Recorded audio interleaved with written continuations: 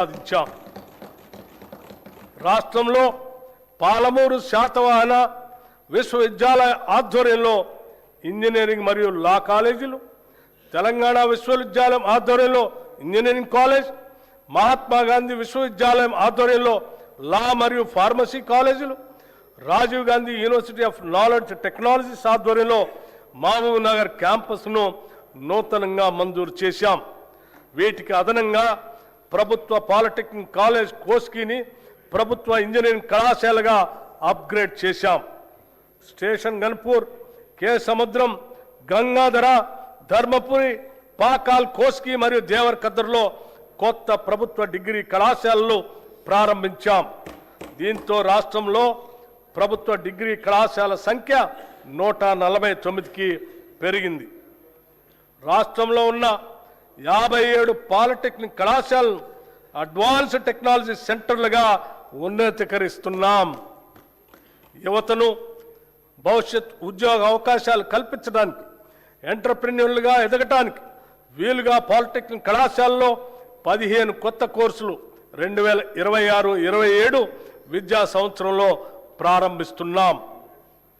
విశ్వవిద్యాలయాలు, పరిశోధన సంస్థలకు సంబంధించి భూ విజ్ఞాన, ఖనిజ శాస్త్ర పరిశోధనలకు ప్రత్యేకంగా doctor Manmohan Singh earth sciences యూనివర్సిటీని భద్రాద్రి కొత్తగూడెం జిల్లాలో స్థాపించాం. అలాగే రాష్ట్ర విశ్వవిద్యాలయాల్లో న్యాయ ఇంజనీరింగ్ కళాశాల ద్వారా కొత్త ప్రొఫెషనల్ కోర్సులు ప్రారంభించబడ్డాయి. మౌలిక సదుపాయాల అభివృద్ధి కోసం ఉస్మానియా విశ్వవిద్యాలయానికి 1000 కోట్ల రూపాయలు, వీరనారి చాకలి ఐలమ్మ మహిళా విశ్వవిద్యాలయానికి 400 కోట్ల రూపాయలు ఈ బడ్జెట్లో ప్రతిపాదిస్తున్నాం. మిగిలిన విశ్వవిద్యాలయాలకు కూడా అవసరమైన నిధులు కేటాయిస్తున్నాం. స్కిల్ యూనివర్సిటీ నేటి పోటీ ప్రపంచంలో పరిశ్రమలకు అవసరమగు నైపుణ్యాలున్న మానవ వనరుల కొరత నెలకొని ఉంది.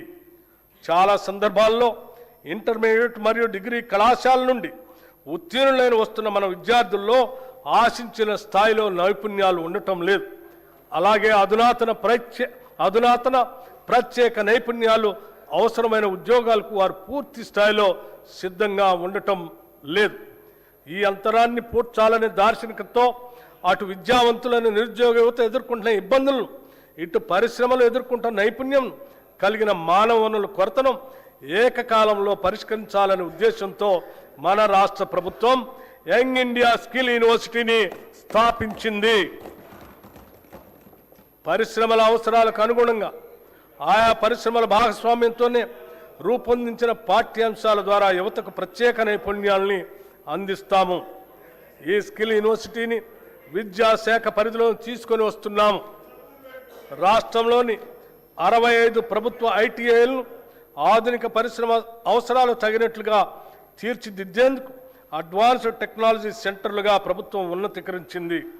దీనికి అదనంగా 53 అడ్వాన్స్ టెక్నాలజీ సెంటర్ ఏటీసీలను మంజూరు చేసింది. వీటి నిర్వహణ పనులు పురోగతిలో ఉన్నాయి. దీంతో మొత్తం 118 అడ్వాన్స్డ్ టెక్నాలజీ సెంటర్లు అందుబాటులోకి వస్తున్నాయి. అడ్వాన్స్ టెక్నాలజీ సెంటర్లో శిక్షణ పొందుతున్న ట్రైనీలకి ప్రతి నెల 2000 రూపాయలు స్కాలర్షిప్ రూపంలో ఇవ్వాలని ప్రభుత్వం నిర్ణయించింది.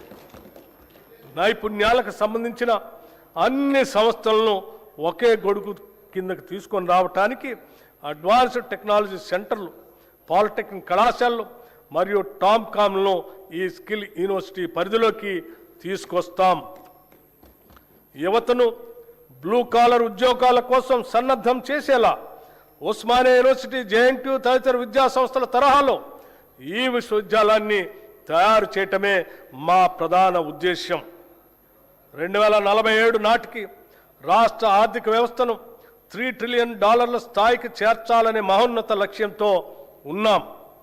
ఇందుకు మనకు భారీ సంఖ్యలో నైపుణ్యం కలిగిన మానవ వనరులు అవసరం. భారతదేశంతో పాటు ప్రపంచవ్యాప్తంగా ఉన్న నైపుణ్య ఆధారిత బ్లూ కాలర్ ఉద్యోగ అవకాశాలకు అవసరమైన మానవ వనరులను అందించడంలో తెలంగాణ రాష్ట్రాన్ని యావత్ ప్రపంచానికి ఆదర్శంగా తీర్చిదిద్దాలని మేము భావిస్తున్నాం. పిల్లల భవిష్యత్తు కోసం తీసుకునే నిర్ణయాలు ఎప్పుడూ ఖర్చు కాదు, అవి పెట్టుబడులు మాత్రమే. అమ్మ కలలో పిల్లల చదువు, ఇవే తెలంగాణ భవిష్యత్. అమ్మ కలలో పిల్లల చదువు, ఇవే తెలంగాణ భవిష్యత్. ఈ బడ్జెట్లో విద్యారంగానికి 26,674 కోట్ల రూపాయలు ప్రతిపాదిస్తున్నాం. రాష్ట్రంలోని పేద ప్రజలందరికీ నాణ్యమైన వైద్య సేవలు అందించడమే లక్ష్యంగా మా ప్రభుత్వం ప్రజా ఆరోగ్య వ్యవస్థను బలోపేతం చేస్తుంది. తెలంగాణ రైజింగ్ విజన్ 2047 లక్ష్యాల మేరకు రాష్ట్ర ప్రభుత్వం మాతా శిశు సంక్షేమ ఆరోగ్యం, యువత ఆరోగ్యం, దీర్ఘకాలిక వ్యాధుల నియంత్రణ, అలాగే మానసిక ఆరోగ్య సంరక్షణపై ప్రత్యేక ప్రాధాన్యం ఇస్తుంది.